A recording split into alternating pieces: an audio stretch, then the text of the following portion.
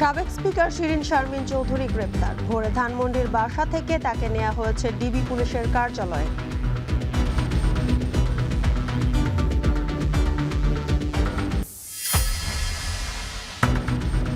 দেশে LPG plant না থাকায় বেসরকারি খাতে নির্ভরশীল পুরো বাজার। দাম নির্ধারণ করেও বাজার নিয়ন্ত্রণে ব্যর্থ হচ্ছে সরকার।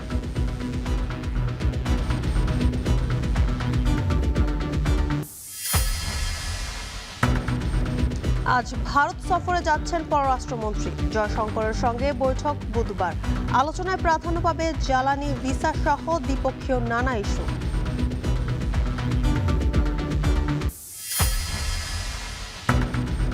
সংসদের শীর্ষ 20 ঋণখেলাপের তালিকা তুলে ধরলেন অর্থমন্ত্রী। 10টি এস আলম গ্রুপের, পরিমাণ প্রায় 5,45,000 কোটি টাকা।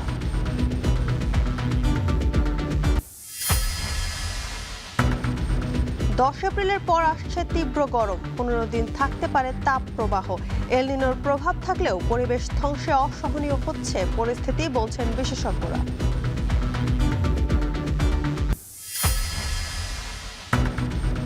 হরমুজ প্রণালী খুলে দিতে ট্রাম্পের আলটিমেটাম শেষ হচ্ছে আজ। নিরাপত্তা ফির বিনিময়ে মিত্রদের চলাচলের অনুমতি দিয়েছে ইরান।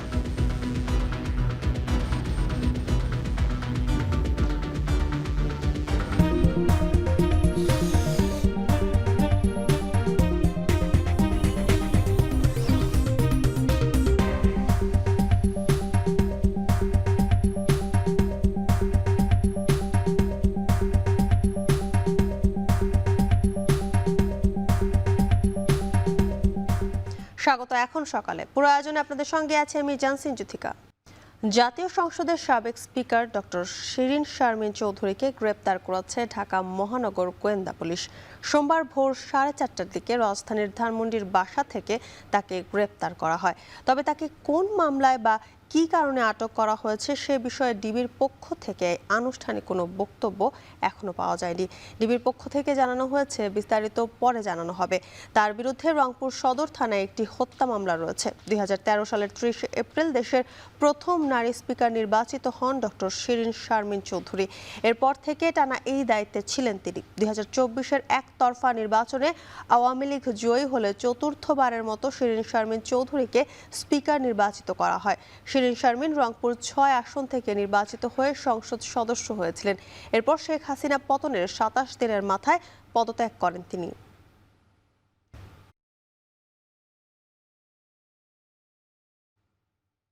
দেশে এলপিজির চাহিদা দিন দিন বাড়লেও নেই সরকারি কোনো এলপিজি প্ল্যান্ট। ফলে প্রায় 15,000 কোটি টাকার এই বাজার পুরোপুরি বেসরকারি খাতের উপর নির্ভরশীল। এতে দাম নির্ধারণ করেও বাজার নিয়ন্ত্রণে কার্যত করতে ব্যর্থ হচ্ছে সরকার।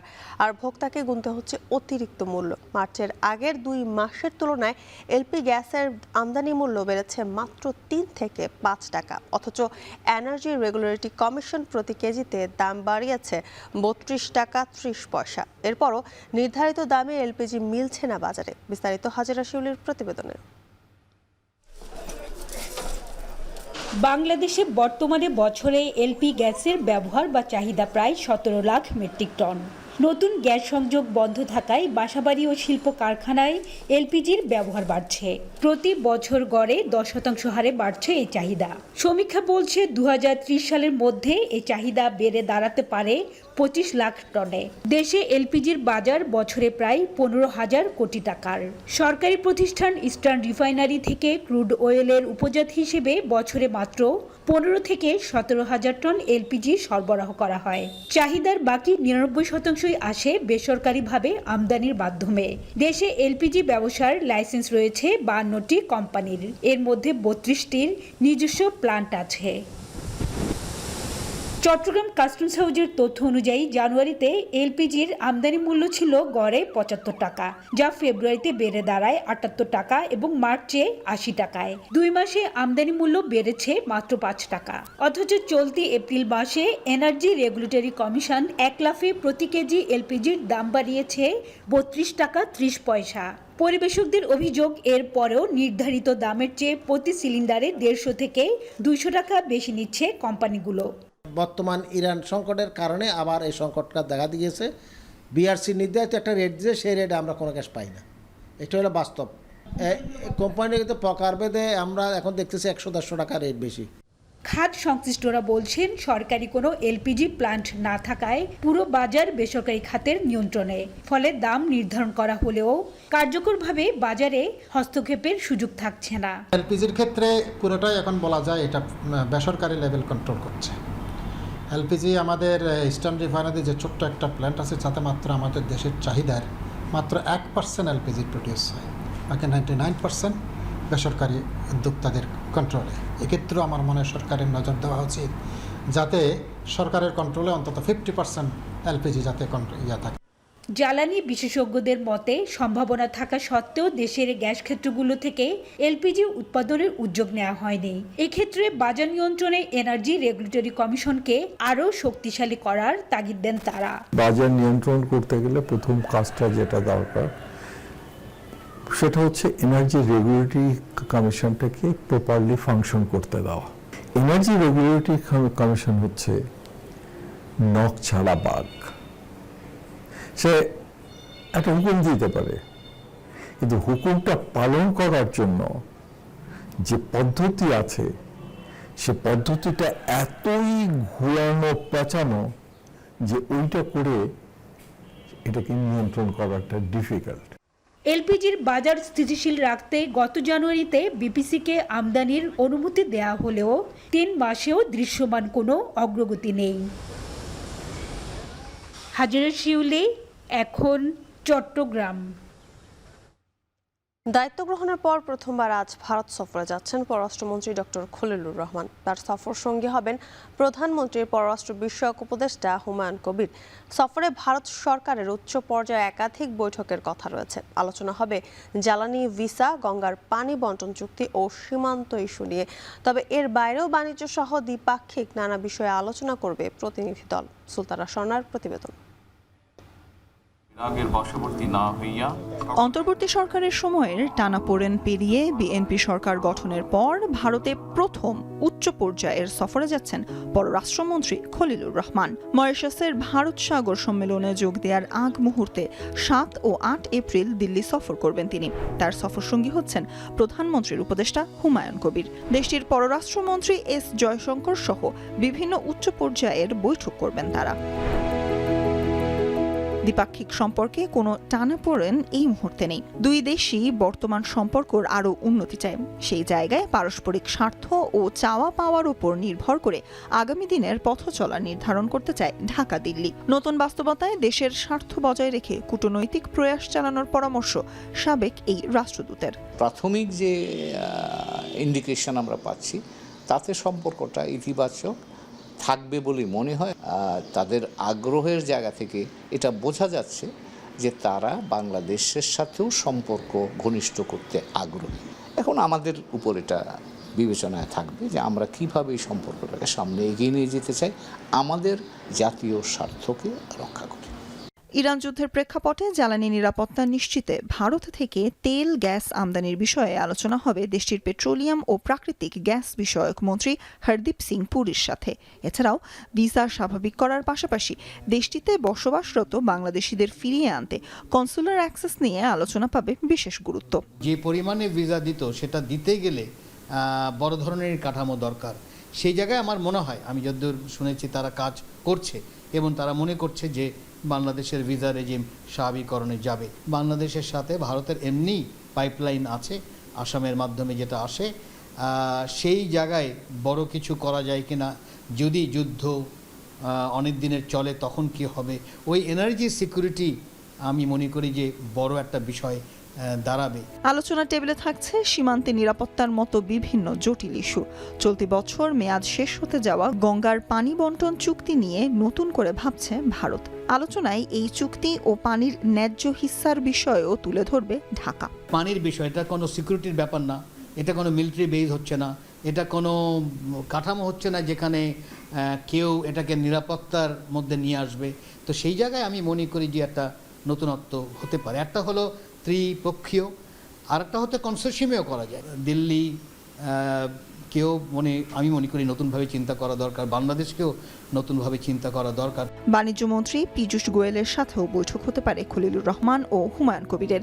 এরপর আগামী 10-11 এপ্রিল মরিশাসে নবম ভারত মহাসাগর সম্মেলনে যোগ দেবেন পররাষ্ট্রমন্ত্রী।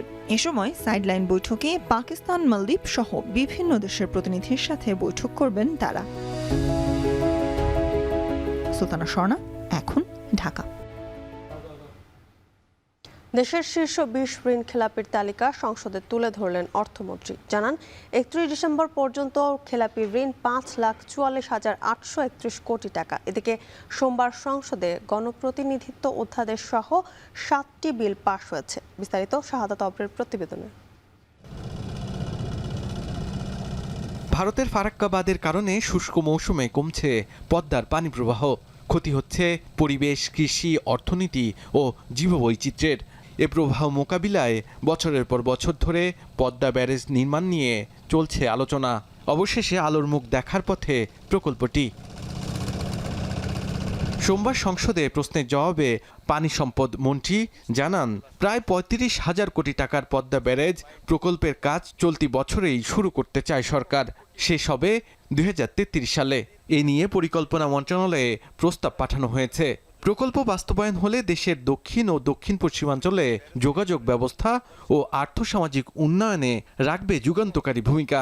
সঙ্গে মিলবে 113 মেগাওয়াট জলবিদ্যুৎ।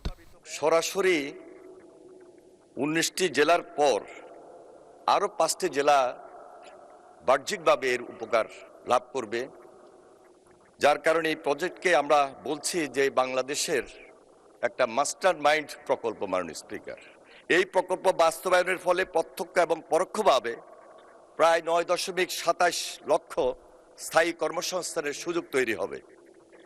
প্রকল্প বাস্তবায়নের মাধ্যমে বার্ষিক আনুমানিক প্রায় 8,000 কোটি টাকার সমপরিমাণ সামাজিক ও অর্থনৈতিক রিটার্ন অর্জন হবে। মাননীয় স্পিকার, সংসদে বাজেটের অগ্রগতি প্রতিবেদন টেবিলে উপস্থাপন করে অর্থমন্ত্রী জানান, গত 31 ডিসেম্বর পর্যন্ত খেলাপি ঋণ 5,44,000 কোটি টাকা। প্রস্তাবের পক্ষে আছেন তারা হ্যাঁ বলুন।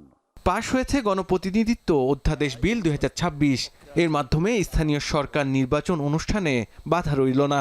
এছাড়া ভোটার তালিকা সংশোধন, নির্বাচনী এলাকা সীমানা নির্ধারণ সংশোধন, নির্বাচন কর্মকর্তা বিশেষ বিধান সংশোধন বিল 2026 সহ 7টি বিল পাশ করা হয়। হ্যাঁ জয়যুক্ত হয়েছে, হ্যাঁ জয়যুক্ত হয়েছে। সংসদে উত্থাপন করা হয় ভূমি ব্যবহার নিয়ন্ত্রণ ও কৃষি ভূমি সুরক্ষা সহ 4টি বিল। এর মধ্যে নোট অফ ডিসেন্ট থাকায় জাতীয় মানবাধিকার রহিতকরণ এবং সুপ্রিম কোর্ট বিচারক নিয়োগ রহিতকরণ বিল নিয়ে মঙ্গলবার ও বুধবার আলোচনা হবে। বিলের অংশ হিসাবে গৃহীত হলো। শাহাদাত অভ্র, এখন ঢাকা। এপ্রিলের শুরুতে তাপদাহের আভাস দিয়ে আবারও কিছুটা সহনীয় হয়েছে প্রকৃতি। তবে মধ্য এপ্রিলে আবার ফিরতে পারে তাপপ্রবাহ, থাকবে টানা 15 দিন। এদিকে গেল মাঘ মাসেও শীতের তীব্রতা গত কয়েক বছরের তুলনায় কমই ছিল। আবহাওয়ার এমন আচরণ কি স্বাভাবিক? আবহাওয়ার এই পরিবর্তনের কারণই বাকি, জানাচ্ছেন সহকর্মী হোসেন জাহিদ। বসন্তের শেষ কটা দিন, চৈতালি হাওয়ায় সূর্যের সাথে পত্রপল্লবের লুকোচুরি খেলা। তবে প্রকৃতির টানাপোড়েন বোঝা দুঃসাধ্য। এই রোদ তো হঠাৎ ঝড় বৃষ্টি। এপ্রিলের প্রথম 4 দিন মৃদু তাপদাহের পরে 6 দিন অবশ্য সহনীয় তাপমাত্রা, কিন্তু এপ্রিলের 10 তারিখের পর আসছে তীব্র গরম। টানা 15 দিন তাপদাহে পূর্বে দেশ। 2023 সাল পর্যন্ত বৈশ্বিক তাপমাত্রা কিছুটা কমতির দিকে থাকলেও 2024 ছিল উষ্ণতম বছর। সে বছর একবারে 1.5 ডিগ্রি সেলসিয়াস তাপমাত্রা বৃদ্ধি পায়। 25 সালে স্থিতিশীল থাকার পর 26 সাল আবারও তাপমাত্রা ও তাপদাহ দুটোই বাড়বে, এমন আভাস দিচ্ছেন জলবায়ু বিশেষজ্ঞরা। 2026 থেকে অনুমান করা হচ্ছে এটা আরও বাড়বে, কিন্তু এখন থেকে 50 বছর পরে এটা তো 3 ডিগ্রি 4 ডিগ্রি হয়ে যাবে, গড়টা বেড়ে যাবে এবং তাপমাত্রা প্রচণ্ড বেড়ে যাবে। তার জন্য এখন থেকে প্রস্তুতি গ্রহণ করা প্রয়োজন। গরমের এই মৌসুমে অনিয়মিত বৃষ্টিপাতের পূর্বাভাস আছে। বৃষ্টির সাথে যোগ হবে শিলা। জলবায়ুর দীর্ঘদিনের পরিবর্তনে আবহাওয়ায় এসব তারতম্য দেখা যাবে হরহামেশাই। এগুলো আরও উল্টাপাল্টা হবে এবং এই বাতাসের সাথে বৃষ্টিপাতের সম্পর্ক আছে, খরার সম্পর্ক আছে। যেমন ধরুন গত সপ্তাহে সিলেটে হাওড়গুলোতে বন্যা হয়ে গেছে, যেটা এপ্রিল মাসের শেষে তো বটেই, মে মাসের মাঝামাঝি আসার কথা। তো এই যে বৃষ্টিটা আগে চলে এসছে, গত বছর আষাঢ় শ্রাবণে বৃষ্টি হয়নি, বৃষ্টি হয়েছে ভাদ্র আশ্বিনে। এল নিনো এবং লা নিনা হলো প্রাকৃতিকভাবে তৈরি একটি জলবায়ুর ধরন। দুজনের সঙ্গে সমুদ্রের গভীর সম্পর্ক। এল নিনো উষ্ণ আর লা নিনা শীতল আবহাওয়ার জন্য দায়ী। আবহাওয়ার হুটহাট পরিবর্তনে এল নিনো এবং লা নিনার প্রভাব আছে বলে মনে করেন জলবায়ু বিশেষজ্ঞদের কেউ কেউ। ব্রডার অ্যাসপেক্টে চিন্তা করলে যে এডিয়াবেটিক কুলিং এবং হিটিংয়ের জন্য কিন্তু এল নিনো লা নিনার ইফেক্ট সেটা আছে। তার মানে আপার অ্যাটমসফিয়ারে সেই ধরনের যে হাই প্রেশারগুলো বেশি প্রেজেন্স দেখা যাচ্ছে এবং লোয়ার অ্যাটমসফিয়ারের এই যে টার্বুলেন্সগুলো সেগুলো কিন্তু এটার সাথে কানেক্টেড হয়ে যাচ্ছে। সেই কারণে রিসেন্ট যে চেঞ্জেসগুলো অ্যাটমসফিয়ারে তার একটা বড় যে আমরা যেই একটা সিগনিফিক্যান্ট যে একটা ভিজিবল একটা যে আমাদের সিগন্যাল, সেটা হলো এই ধরনের হিট ওয়েভগুলো তৈরি হওয়া। অবশ্য উপমহাদেশের আবহাওয়ার এমন আচরণে এল নিনো লা নিনার চেয়ে স্থানীয়ভাবে পরিবেশ ধ্বংস হওয়াকে দায়ী করছেন বিশেষজ্ঞরা। হোসেন জাহিদ, এখন, ঢাকা। প্রতিবছর ধানের পাশাপাশি বিভিন্ন ফসলে হাজার কোটি টাকা আয় করে নেত্রকোনা জেলার কৃষকরা। তবে উচ্চ সুদের ঋণ, অনিয়ন্ত্রিত বাজার আর কৃষি উপকরণের সংকট কৃষকদের বড় চ্যালেঞ্জ। এমন অবস্থায় কৃষকদের দাবি, কৃষক কার্ডের মাধ্যমে সহজ শর্তে ঋণের ব্যবস্থা সহ সার ও বীজের সংকট নিরসন হোক। কৃষি বিভাগ বলছে, পর্যায়ক্রমে প্রান্তিক কৃষকদের সবাইকে কৃষক কার্ডের আওতায় আনা হবে। রিফাত আহমেদ রাসেলের তথ্য ছবিতে প্রতিবেদন। নেত্রকোনা ধান উৎপাদনের অন্যতম জেলা, পাশাপাশি আবাদ হচ্ছে নানা রকম ফসল। তবে চাষ পদ্ধতিতে পরিবর্তন আসলেও মাঠে কৃষকদের দুর্ভোগ এখনো কাটেনি। জেলায় প্রতি বছর রোপা আমন ও বোরো দুই ফসলে আয় হয় 6,500 কোটি টাকা। যদিও চলতি বড় মৌসুমকে বড় চ্যালেঞ্জ হিসেবে দেখছেন কৃষকরা। বিশেষ করে হাওর পাড়ের কৃষকদের একমাত্র ফসল ঘরে তুলতে লড়াই করতে হয় প্রকৃতি ও বাজার অর্থনীতির সঙ্গে। তার উপর জ্বালানি সহ কৃষি উপকরণের দাম বাড়ায় ব্যয়ের বোঝা বাড়ে কৃষকের কাঁধে। যারা মাঠে কাজ কাম করে, যারা ফসল মারায়, যারা ফসল গড়ে বাজারে তুলে এনে বিক্রি করে, তারা যাচাই বাছাই করে কৃষক কার্ড দেওয়ার অনুরোধ আমার কাছে। ভালো যাতে আমরা কৃষক যাতে ফসল ফলাইতে পারি, এই সরকারের কাছে আমাদের আবেদন। এই ব্যয় মিটাতে কৃষককে চড়া সুদে ঋণ নিতে হয় স্থানীয় মহাজন এবং বিভিন্ন আর্থিক প্রতিষ্ঠান থেকে। ফসল ঘরে তোলার পর সেই অর্থ পরিশোধ করতেই নিঃস্ব হন অনেক কৃষক। এমন অবস্থায় সরকারের কৃষক কার্ডের আশায় আছেন এই অঞ্চলের কৃষকরা। চড়া সুদে ধার নিয়ে তারপর আমরা এই জমিগুলা করছি। সারের দামও বেশি, সব কিছুরই দাম বেশি, জ্বালানি খরচ বেশি। কার্ডের মাধ্যমে যদি নিশ্চয়তা এটা করা যায় তাহলে কৃষক অনেক লাভবান হবে। কৃষকরা বলছেন, সহজ সত্ত্বে ঋণের ব্যবস্থা হলে অনেক অনাবাদি জমি কৃষির আওতায় আসবে। এতে বাড়বে ফসলের পরিমাণ, লাভবান হবেন প্রান্তিক কৃষকরা। সার্বিক সহযোগিতা কার্ডের মাধ্যমে করলে আমরা কৃষকরা আবার কৃষি করতে আগ্রহ থাকবে। অল্প সুদের মাধ্যমে যদি কৃষকের ঋণ দেয় তাহলে কৃষকের কি ফসল ফলানোর উপরে কিছু একটা থাকে আর কি। এদিকে কৃষি বিভাগ বলছে, জেলায় কৃষক কার্ড কার্যক্রমে প্রান্তিক কৃষকদের অগ্রাধিকার দেয়া হবে। কৃষকরা বিভিন্ন সেবার আওতায় আসবে।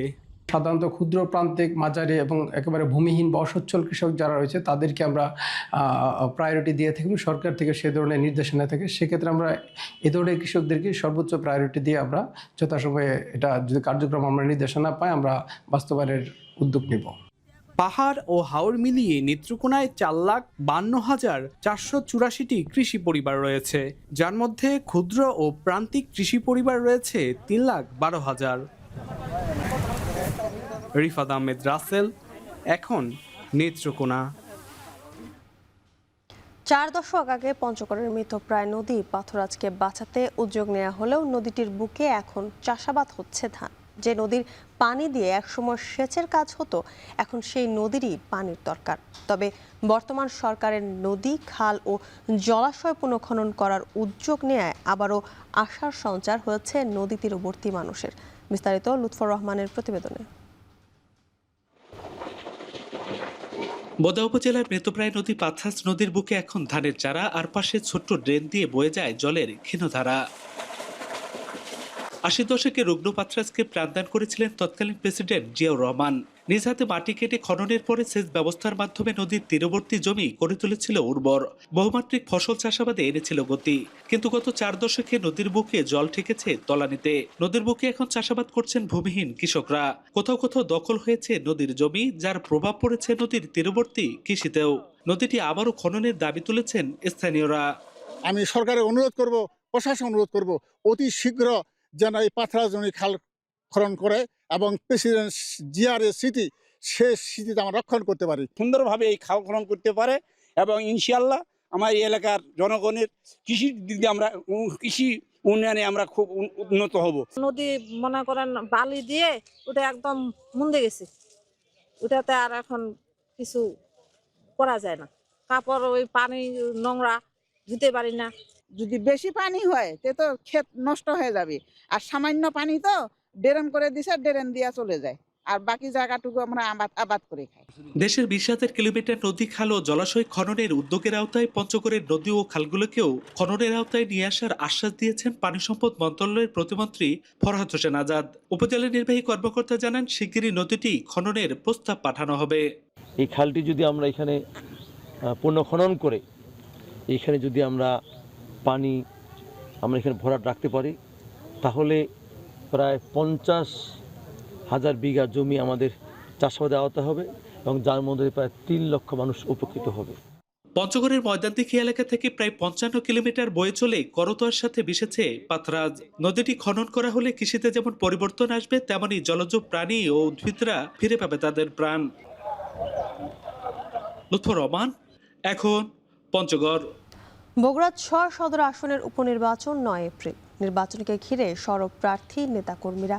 আজ মধ্যরাত থেকে শেষ হচ্ছে প্রচারণা। ইতিমধ্যে আইন শৃঙ্খলা পরিস্থিতি সহ নির্বাচনের সব প্রস্তুতি শেষ করেছে জেলা প্রশাসন। জয়ের ব্যাপারে আশাবাদী বিএনপি ও জামায়াতের উভয় প্রার্থী। বিস্তারিত মাজিদুর রহমানের প্রতিবেদনে। ত্রয়োদশ জাতীয় সংসদ নির্বাচনে বগুড়া 6 আসনে প্রথমবারের মতন অংশগ্রহণ করে প্রধানমন্ত্রী হন তারেক রহমান। নির্বাচনে বিএনপি প্রার্থী তারেক রহমান বিপুল ভোটে জয় পেলেও রাজনৈতিক কৌশল অনুযায়ী ছেড়ে দেন এই আসন। এই আসন শূন্য ঘোষণা হলে আবারও শুরু হয় ভোটের দৌড়। বিএনপি প্রার্থী রেজাউল করিম বাদশা ও বাংলাদেশ জামাতে ইসলামী আবেদুর রহমান সোহেল চষে বেড়াচ্ছেন নির্বাচনী এলাকার আনাচে কানাচে। আগের নির্বাচনে বিএনপি মনোনীত প্রার্থী জয় পেল, এবারের উপনির্বাচনে জয়ের আশা বিএনপি ও জামাত দুই দলের প্রার্থীরই। ইতিমধ্যে বগুড়া জনগণ স্বতঃস্ফূর্তভাবে এই নির্বাচনে সাড়া দিয়েছেন এবং ইনশাআল্লাহ আমাদের মাননীয় প্রধানমন্ত্রী জনাব তারেক রহমানের ধানের শীষ বিজয়ের আমরা দ্বার প্রান্তে। জয়ের ব্যাপারে আমরা মনে করি যে বগুড়াবাসী এবার ভুল করবে না। বিগত নির্বাচনে একজন শক্তিশালী প্রতিদ্বন্দ্বী ছিলেন, তার এগেনস্টেও আমি 97,626 ভোট পেয়েছি। তো এবারে যিনি প্রার্থী আছেন আমি মনে করি জনগণ আমাকেই বেছে নেবেন। উপনির্বাচন নিয়ে উত্তাপ না থাকলেও রাজনৈতিক সচেতন সাধারণ ভোটাররা বলছেন এলাকার উন্নয়ন করবে এমন ভালো মানুষ দেখে তারা ভোট দিতে চান। সৎ, যোগ্য, নিরপেক্ষ লোক দেবো, খুব ভালো লোক দেবো। আমরা চাই বগুড়ার উন্নয়ন হোক। আমরা একটি বিশ্ববিদ্যালয় চাই, আমরা বগুড়ার উন্নয়নে সিটি কর্পোরেশন চাই, বগুড়াকে একটি বিভাগ চাই। আইন শৃঙ্খলা আদার্স সব কাজে আর কি মনোযোগী হবে এবং উন্নয়নের পথে এগিয়ে নিয়ে যাবে, তাদের সেগুলো লোকে আমরা চাই। উপনির্বাচনকে ঘিরে সব ধরনের প্রস্তুতি রয়েছে প্রশাসনের। প্রতিটি কেন্দ্রে আনসার পুলিশের পাশাপাশি র্যাব, বিজিবি, টহল টিম ও ভ্রাম্যমাণ আদালত টহল দিবে। সুষ্ঠু ও সুন্দর নির্বাচন উপহার দেওয়ার আশাবাদ এই পুলিশ কর্মকর্তার। আসন্ন উপনির্বাচনকে কেন্দ্র করে জেলা পুলিশের পক্ষ থেকে অবাধ, সুষ্ঠু, নিরপেক্ষ নির্বাচন সংগঠনের জন্য সব ধরনের ব্যবস্থা গ্রহণ করা হয়েছে প্রতি কেন্দ্রে, এবং কয়েকটা কেন্দ্র মিলে একটি মোবাইল পার্টি এবং স্ট্রাইকিং পার্টি এবং স্ট্যান্ড বাই পার্টি থাকবে। এরা সার্বক্ষণিক তদারকিতে এবং আমাদের সাদা পোশাকের পুলিশও থাকবে। বগুড়া 6 আসনে উপনির্বাচনে বিএনপি এবং জামাতে প্রার্থী অংশ নিচ্ছেন। প্রায় 4.5 লাখ ভোটার জন্য প্রস্তুত করা হয়েছে মোট 150টি ভোট কেন্দ্র। মাজিদুর রহমান, এখন বগুড়া। বঙ্গোপসাগরে মাছের প্রজনন ও বংশ বিস্তারের সময়ই পোনা নিধন হয় নির্বিচারে। এতে হুমকির মুখে পড়ছে সামুদ্রিক জীববৈচিত্র্য ও মৎস্য সম্পদ। গবেষণা ভিত্তিক নীতিমালা প্রণয়ন ও বাস্তবায়ন হলে এই খাতে খুলে যেতে পারে সম্ভাবনার সোনালী দুয়ার। নেসার উদ্দিন বাবুর ক্যামেরায় জসিম পারভেজের প্রতিবেদন। বিস্তীর্ণ বঙ্গোপসাগর, যেখানে লুকিয়ে আছে দেশের ব্লু ইকোনমির অপার সম্ভাবনা। এই সম্ভাবনাকে কাজে লাগাতে মৎস্য সম্পদ সংরক্ষণ এবং টেকসই আহরণ অত্যন্ত গুরুত্বপূর্ণ। তবে বাস্তবে দেখা যায় নিষিদ্ধ জাল ব্যবহার করে ভোলা ও টাইগার চিংড়ি ধরার নামে নির্বিচারে নিধন হচ্ছে সব ধরনের পোনা মাছ। অগ্রহায়ণ থেকে আষাঢ় পর্যন্ত চলে এই ধ্বংসযজ্ঞ। এতে জাটকা ইলিশ, পোয়া, তপসি সহ বিভিন্ন প্রজাতির মাছের পোনা ব্যাপকভাবে ধ্বংস হচ্ছে। অবৈধ জাল ব্যবহারকারী জেলে ও ট্রলারগুলো প্রায় অপ্রতিরোধ্যভাবে মাছ শিকার করছে, ফলে কমছে সমুদ্রের মাছের সংখ্যা ও প্রজনন সক্ষমতা। এতে বৈধ জাল ব্যবহারকারী লাখো জেলে পড়ছেন বৈষম্যের মুখে। এতে কাসকি, বুলুয়া, এবারে চান্দা কাটা বিভিন্ন ধরনের মাছ বাজে, চিংড়ি মাছ 3 ইঞ্চি বা 2 ইঞ্চি, তো ওই মাছগুলো আবার মারিয়ে ফেলাই দেয়। হারা সাগরে মাছগুলো ভাসে, ইলিশ মাছের ছাও। জালটা অবৈধ, কিন্তু ধরা তো মাছটা কোনো অবৈধ না। মাছটা হলে যে আনতে মাছটা, সেই মাছটাই ওঠে। বাধা জালের জন্য মাছ কম পাইতেছি আমরা। ফেরি দেখা গেছে যদি না থাকলে তো ছোট ছোট মাছগুলো মায়ের পড়তে আসে না। জেলে, বেসরকারি সংস্থা এবং সংশ্লিষ্টদের সম্মিলিত উদ্যোগে ২৭,৭৩৮ বর্গ কিলোমিটার উপকূলীয় এলাকা ও বঙ্গোপসাগরকে সুরক্ষিত করা গেলে মাছ উৎপাদন বাড়ার পাশাপাশি জেলেদের জীবনমানও উন্নত হতে পারে। সমুদ্রের যে বটম ট্রলিং মানে নিষিদ্ধ জাল, এগুলো সম্পর্কে ব্যাপক প্রচারণা এবং প্রচার চলতেছে, যেন হচ্ছে যে সমুদ্রে এই বটম ট্রলিংটা বন্ধ হয়, নিষিদ্ধ জাল বন্ধ হয়, সমুদ্রের মাছ যেন বৃদ্ধি পায়। সংশ্লিষ্টদের মতে সমুদ্র কেন্দ্রিক লাখো মানুষের জীবন জীবিকা ও মৎস্য সম্পদ রক্ষায় প্রয়োজন সমন্বিত গবেষণা ও কার্যকর পদক্ষেপ। ছোট ছোট মাছ, সেগুলোকে ধরার জন্য বৈধ অনুমোদিত জাল আমাদের জেলেদেরকে দিতে হবে, যাতে তারা সেইগুলো ধরতেও পারে এবং জীববৈচিত্র্য যাতে সেখানে ধ্বংসপ্রাপ্ত না হয়। তাছাড়া এখানে সময় নির্ধারণ, কোন গভীরতায় তারা এই জালটাকে ব্যবহার করবে সেটাকে নির্ধারণ করা এবং এলাকা নির্ধারণ করেও আমরা আসলে প্রজাতিগুলোকে রক্ষা করতে পারি। সমুদ্রে থাকা ৪৭৪ প্রজাতির মাছের আবাসস্থল রক্ষা এবং জীববৈচিত্র্য সংরক্ষণে এখনই কার্যকর উদ্যোগ নেওয়া জরুরি। বিশেষজ্ঞদের মতে মাছের অবাধ বিচরণ নিশ্চিত করা এবং নিষিদ্ধ জালের ব্যবহার বন্ধে কঠোর নীতিমালা প্রণয়ন ও বাস্তবায়নই পারে এই সংকট কাটাতে। এখন পটুয়াখালী। জ্বালানি সংকটের কারণে পরিবহন খরচ বাড়ায় পাইকারি বাজারে সবজির দাম বাড়ানো হচ্ছে। তবে এই সুবিধা কৃষক নয়, পাচ্ছেন মধ্যস্বত্বভোগীরা। এ নিয়ে আরও জানাতে মাগুরা থেকে যুক্ত হচ্ছেন বিশ্বজিৎ বাপি। বাপি, জ্বালানি সংকটের কথা বলে সবজির দাম বাড়ানো হচ্ছে, এ নিয়ে বাজার তদারকি সংস্থা বা জেলা প্রশাসনের ভূমিকা কি?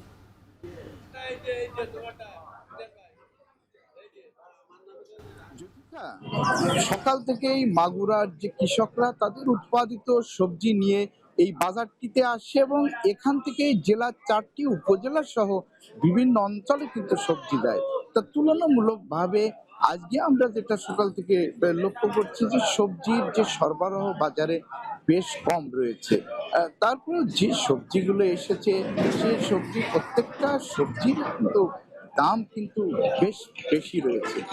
তো আমরা এখানে কৃষকদের সাথে কথা বলেছি, তারা যেটা জানাচ্ছে যে তারা বাজারে যেভাবে যে সবজিটা যেভাবে বিক্রি করে তার থেকে দ্বিগুণ 1 ঘন্টা পরই এইখানেই কিন্তু যারা খুচরা ব্যবসায়ী তারা কিন্তু 1 ঘন্টা পরই এর 1.5 গুণ দামে কিন্তু এখানে বিক্রি করে। এখানে কৃষকরা যেটা অভিযোগ করছে যে বাজার সঠিকভাবে যে মনিটরিং ব্যবস্থা না থাকায় কৃষক সবজিতে কম টাকা পাচ্ছে এবং যারা মধ্যস্থতাকারী, যারা বিশেষ করে খুচরা ব্যবসায়ী, তারা কিন্তু সবজি মোটা অঙ্কে বেশিতে কিন্তু সবজি বিক্রি করেছে। আমরা এই বিষয়ে সবজি বাজার কমিটির সাথে কথা বলেছি, তারা যেটা জানাচ্ছে বাজারের যে সঠিক যে মনিটরিং ব্যবস্থা, এই মনিটরিং ব্যবস্থা কিন্তু আরো জোরদার করার প্রয়োজন। মনিটরিং ব্যবস্থা জোরদার না করলে দিন দিন এরকম সবজির দাম কিন্তু বেড়েই চলছে, যা আগামীতে আরো বৃদ্ধি পাবে বলে তারা আশঙ্কা করছে। তো আমরা ক্রেতাদের সাথে কথা বলেছি, ক্রেতারা জানাচ্ছেন যে তারা প্রত্যেকটা সবজি কিন্তু প্রত্যেক দিনই 2-5 টাকা থেকে শুরু করে 10-15 টাকা কিন্তু সবজির দাম কিন্তু বেড়েই চলেছে। তো সবজি যে মাগুরায় যে সবজিগুলো যে শীতের শেষ হওয়ার কারণে যে নতুন যে গ্রীষ্মকালীন যে সবজি, এই সবজি কিন্তু উৎপাদন কৃষকরা বেশ পিছিয়ে রয়েছে। তারা জানাচ্ছে যে জ্বালানি সংকটের কারণে সঠিকভাবে তারা যে জ্বালানি তেল পাচ্ছে না, যার কারণে তারা নতুন সবজি জমিতে চাষ দিতে পারছে না এবং সবজি উৎপাদন করতে পারছে না। তো সবকিছু মিলিয়ে মাগুরায় সবজির দাম কিন্তু বৃদ্ধি রয়েছে। তো এই ছিল মাগুরা যে সবজি বাজার থেকে সর্বশেষ জুথিকা। এ নিয়ে আরও জানাতে ঝিনাইদহ থেকে যুক্ত হচ্ছেন সহকর্মী MR রাসেল। রাসেল, আমরা মাগুরার সবজি বাজারের দৃশ্য দেখছিলাম এবং সেখানকার ঝিনাইদহের বাজার পরিস্থিতির সবশেষ কি তথ্য আছে আপনার কাছে জানাবেন?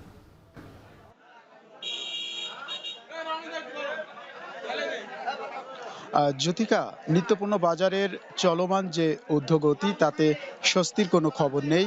নাভিশ্বাস ফেলছে সাধারণ খেটে খাওয়া নিম্ন আয়ের মানুষ। আমি এই মুহূর্তে রয়েছি ঝিনাইদহের সবচেয়ে বড় পাইকারি ও খুচরা যে সবজি বাজার রয়েছে, ঝিনাইদহ নতুন হাটখোলা সবজি বাজারে, এবং এখানে সকাল থেকে ক্রেতা বিক্রেতা ও ব্যবসায়ীর সঙ্গে কথা বলেছি। তারা আমাদেরকে জানিয়েছেন যে গত এক সপ্তাহের ব্যবধানে প্রত্যেকটা সবজি কেজি প্রতি 5 থেকে 10 টাকা এবং কোনো সবজি কিন্তু 10 থেকে 15 টাকা পর্যন্ত বৃদ্ধি পেয়েছে। আমি যদি আজকের বাজার দরটা একটু জানিয়ে রাখি, তাহলে বেগুন গত সপ্তাহে 40 থেকে 45 টাকা বিক্রি হলেও আজকের বাজারে কিন্তু প্রকারভেদে 55 থেকে 60 টাকা কেজি ধরে বিক্রি হচ্ছে। টমেটো গত সপ্তাহে 30 থেকে 35 টাকা কেজি দরে বিক্রি হলেও আজকের বাজারে কিন্তু 40 থেকে 45 টাকা কেজি দরে বিক্রি হচ্ছে। পাশাপাশি অন্যান্য যে সবজিগুলো রয়েছে, বিশেষ করে ঢেঁড়স, উচ্ছে, এছাড়াও বিভিন্ন সবজি যেগুলো রয়েছে সেগুলোর দামও কিন্তু এক সপ্তাহের ব্যবধানে প্রত্যেকটা সবজির দাম 5 থেকে 10 টাকা এবং 10 থেকে 15 টাকা পর্যন্ত বৃদ্ধি পেয়েছে। আমরা এই দাম বৃদ্ধির কারণ ব্যবসায়ীর কাছে জানতে চাইলে তারা আমাদেরকে জানিয়েছেন যে বাজারে সরবরাহ কম এবং দেশে চলমান যে জ্বালানি তেলের সংকট থাকার কারণে পরিবহন খরচ বেড়েছে, যার কারণে কিন্তু তারা বলছেন যে প্রত্যেকটা সবজির দাম কেজি প্রতি 5 থেকে 10 টাকা পর্যন্ত বৃদ্ধি পেয়েছে। এছাড়াও ক্রেতা যারা রয়েছে তারা কিন্তু অভিযোগ করছেন যে মূলত জ্বালানি তেলের অজুহাতে যে সকল অসাধু ব্যবসায়ীরা রয়েছে তারা কিন্তু সিন্ডিকেটের মাধ্যমে দাম বৃদ্ধি নিচ্ছেন, যার কারণে কিন্তু হচ্ছে এই প্রত্যেকটা সবজির দাম বৃদ্ধি পাচ্ছে। তো এই ছিল আমার কাছে ঝিনাইদহের যে সবজি বাজার রয়েছে তার সর্বশেষ পরিস্থিতি। জ্যোতিকা। সবজির দাম বৃদ্ধির খবর মাগুরা এবং ঝিনাইদহ থেকে জানাচ্ছিলেন সহকর্মীরা। সাম্প্রতিক বছরগুলোতে যুক্তরাজ্যের অভিবাসন নীতিতে উল্লেখযোগ্য পরিবর্তন এসেছে। শাবানা মাহমুদ হোম সেক্রেটারি হওয়ার পর তা আরও বেড়েছে। এতে বৈধভাবে আসা অভিবাসীরা পড়েছেন বিপাকে। স্থানীয় নির্বাচন ঘিরে প্রবাসীদের আলোচনার কেন্দ্রবিন্দুতে অভিবাসন আইন। রাজনৈতিক চাপ সামলাতে কৌশল খুঁজছে ক্ষমতাসীন লেবার সরকার। যুক্তরাজ্য থেকে বিস্তারিত শরীফুল ইসলাম চৌধুরীর প্রতিবেদনে। গত কয়েক বছরে যুক্তরাজ্যের অভিবাসন নীতিতে ব্যাপক পরিবর্তন এসেছে। লেবার পার্টি ক্ষমতায় আসার পর এবং শাবানা মাহমুদ হোম সেক্রেটারির দায়িত্ব নেয়ার পর এটি আরও ত্বরান্বিত হয়েছে, যা অভিবাসী কমিউনিটিতে উদ্বেগ আর দুশ্চিন্তা বাড়িয়েছে। বেশ কয়েক লাখ মানুষ এখানে আইএলআর আছে অথবা অ্যাসাইলাম আছে। ওদের জন্য যে ল প্রতিনিয়তই চেঞ্জ করতেছে, রিফর্ম করতেছে। এই জন্য এতে করে ওদের ভবিষ্যৎ ওরা আনসার্টেন হয়ে যাচ্ছে যে কি করব, কি হবে। ভিসা সহজীকরণে স্টুডেন্ট ভিসা ও ওয়ার্ক পারমিটে ডিপেন্ডেন্ট সহ বৈধ পথে কয়েক লাখ অভিবাসী যুক্তরাজ্যে পাড়ি দিয়েছেন। ফলে আগামী 2-1 বছরের মধ্যে স্থায়ী বসবাসের জন্য আবেদন করতে পারেন কয়েক লাখ অভিবাসী। এতে অর্থনৈতিক ও রাজনৈতিকভাবে চাপে পড়েছে স্টারমার সরকার। সেটেলমেন্টের জন্য এটা ইনক্রিজ করে B2 হবে এবং এটা ইমপ্লিকেশন হবে মার্চ 2027 থেকে। স্কিল ওয়ার্কারদের যে পারমিশন টু ওয়ার্ক সেটার ব্যাপারে একটি চেঞ্জ এসেছে। লেভেল 6 এর উপরের যে জবগুলো আছে সেইগুলোতে তারা পারমিশন টু ওয়ার্ক করে সেগুলোতে তারা কাজ করতে পারবে। আগামী 7 মে যুক্তরাজ্যের স্থানীয় নির্বাচনকে কেন্দ্র করে ইমিগ্রেশন আইন আবারও আলোচনার কেন্দ্রবিন্দু।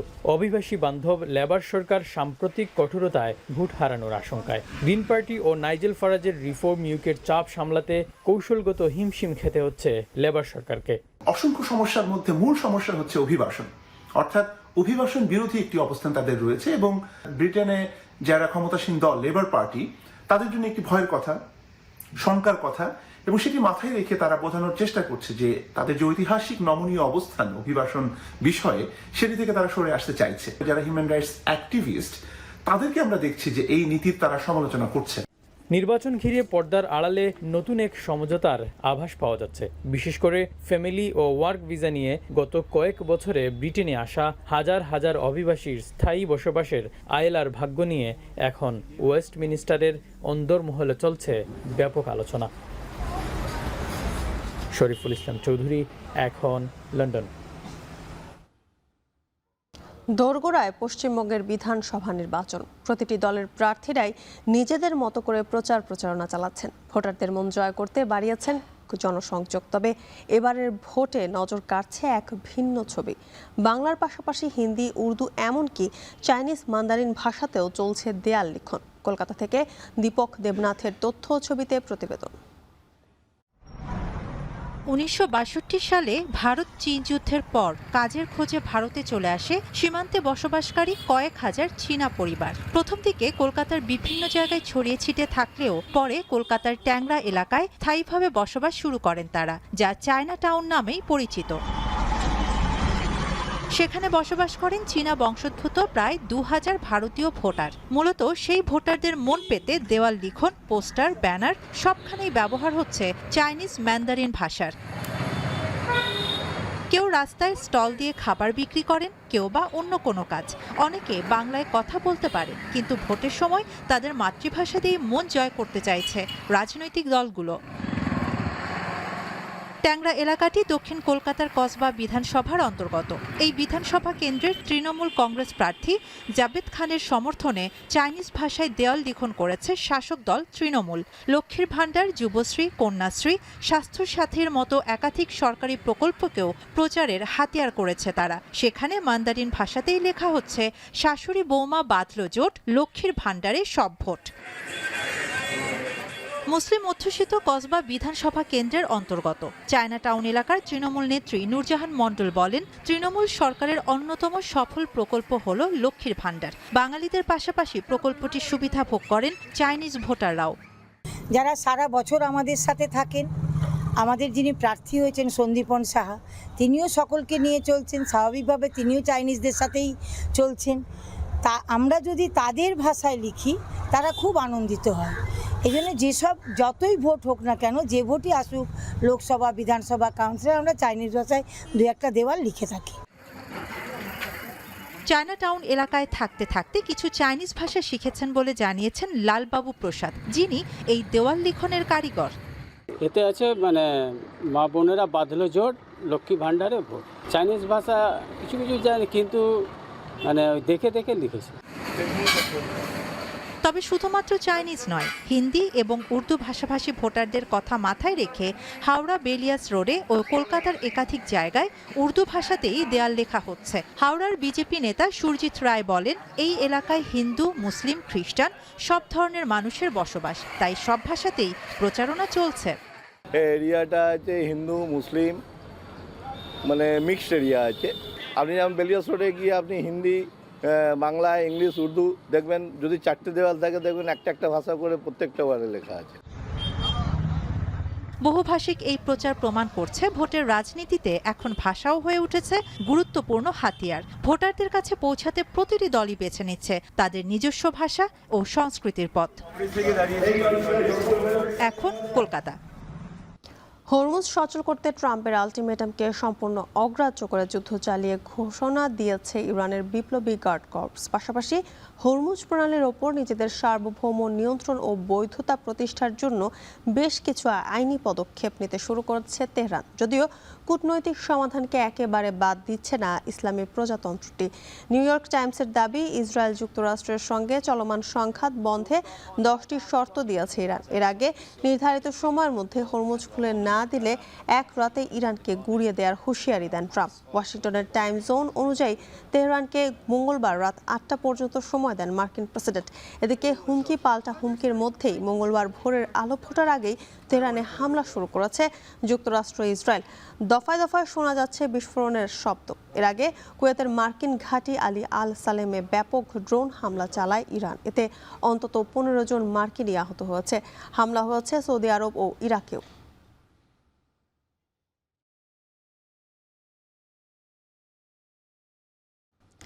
বাংলাদেশ জাতীয় ফুটবল দলের কোচ হ্যাভিয়ার ক্যাব্রেরার ভবিষ্যৎ এখন অনিশ্চয়তার মুখে। টানা ব্যর্থতা আর প্রত্যাশা পূরণে ব্যর্থ হওয়ায় কোচের ভূমিকা নিয়ে প্রশ্ন তুলছেন সাবেক ও বর্তমান ফুটবলাররা। অধিনায়ক জামাল ভুঁইয়া জানালেন, সঠিক পরিকল্পনা বাস্তবায়নের অভাব আর সাবেক অধিনায়ক মামুনুল পুরো ফুটবল কাঠামো পরিবর্তনের পক্ষে। বিস্তারিত ফারহান ইহসানের প্রতিবেদনে। 2022 সালে বাংলাদেশের দায়িত্ব নেন হ্যাভিয়ার ক্যাব্রেরা। পারফরমেন্সের গ্রাফটা নিম্নমুখী হলেও বারবার তার চুক্তি নবায়ন করেছে বাংলাদেশ ফুটবল ফেডারেশন। তার অধীনে কোনো ট্রফি জিততে পারেনি টিম বাংলাদেশ। 51 মাসে ক্যাব্রেরার অধীনে 39 ম্যাচ খেলেছে লাল সবুজরা। 10 জয় ও 10 ড্রয়ের পাশাপাশি পরাজয় 19 ম্যাচে। কোচ ক্যাব্রেরার অধীনে প্রত্যাশার সাথে প্রাপ্তি মেলাতে পারেনি বাংলাদেশের ফুটবলাররা। বর্তমান স্কোয়াড নিয়ে আশাবাদ থাকলেও সেই অনুযায়ী পারফরমেন্স আসছে না, এমনটাই মনে করেন জাতীয় দলের অধিনায়ক জামাল ভুঁইয়া। তার মতে সঠিক পরিকল্পনার অভাবই বড় বাধা। আর যেহেতু আমি ক্যাপ্টেন, আমাকে নামায় না, আমি খেলি না, কোচের ডিসিশন, উনি ডিসাইড করে কে খেলবে। যেটা আমি দেখতেছি এই স্কোয়াডের ভিতরে অনেক কোয়ালিটি আছে, but it has to be handle with the right, কি বলি এটা, উইথ দ্য রাইট প্ল্যান। অন্যদিকে সাবেক অধিনায়ক মামুনুল ইসলাম আরও কঠোর সমালোচনা করেছেন কোচিং সেটআপ নিয়ে। 4 বছরে দৃশ্যমান কোনো উন্নতি না থাকায় পুরো ডেভেলপমেন্ট কাঠামোতেই পরিবর্তন দাবি তুলেছেন তিনি। 4 বছর আপনার ম্যাচ জয় বলেন, টুর্নামেন্ট কোনো জয় নাই। তার মধ্যে আপনার মানে হামজার মতো প্লেয়ার, সুমিতের মতো প্লেয়ার তার হাতে সে ছিল, বাট সে কিভাবে কাজে লাগিয়েছে এবং স্ট্রাইকার সে উল্টো আমাদের টিমের অনেক জায়গায় ঘাটতি করে দিয়ে গেছে। 4 বছর সে নাম্বার 9 রেডি করতে পারেনি। জানে তার মধ্যে জামালেরটা আমার আসলে মিসিং হয়ে গেছে। জামালের জায়গাটা দেখেন। ভবিষ্যতে কোচ কেমন হওয়া উচিত সেই দিক নির্দেশনাও দিয়েছেন মামুনুল। তার মতে প্রয়োজন এমন একজন কোচ যিনি কাঠামোগত পরিবর্তন এনে তরুণদের তুলে আনতে পারবেন জাতীয় দলে। যে কোচ আপনার ন্যাশনাল টিমের কোচ আসবে, সেই স্ট্রাকচারটা চেঞ্জ করে দিয়ে যাবে উন্নতির দিকে, যে আপনার ডে বাই ডে প্লেয়ার। আজকে যদি আপনি আন্ডার-20 সাকসেসটা দেখেন, আমি মনে করি এটা পল স্যারের জন্য হয়েছে, কারণ পল স্যার এই টিম নিয়ে আজকে বিফোর 6 বছর ধরে কাজ করতেছে। তারা 15 খেলছে, তারা 17 খেলছে, তারা 20 খেলছে, আস্তে আস্তে করে তো একটা জায়গায় গিয়েছে। সব মিলিয়ে হ্যাভিয়ার ক্যাব্রেরার ভবিষ্যৎ এখন নির্ভর করছে বাফুফের টিম ম্যানেজমেন্ট কমিটির সিদ্ধান্তের উপর। তবে পরিবর্তনের দাবিটা দিন দিন আরো জোরালো হচ্ছে। ফারহান ইহসান, এখন, ঢাকা। এই ছিল এখন সকালে। এতক্ষণ সঙ্গে থাকার জন্য ধন্যবাদ সবাইকে।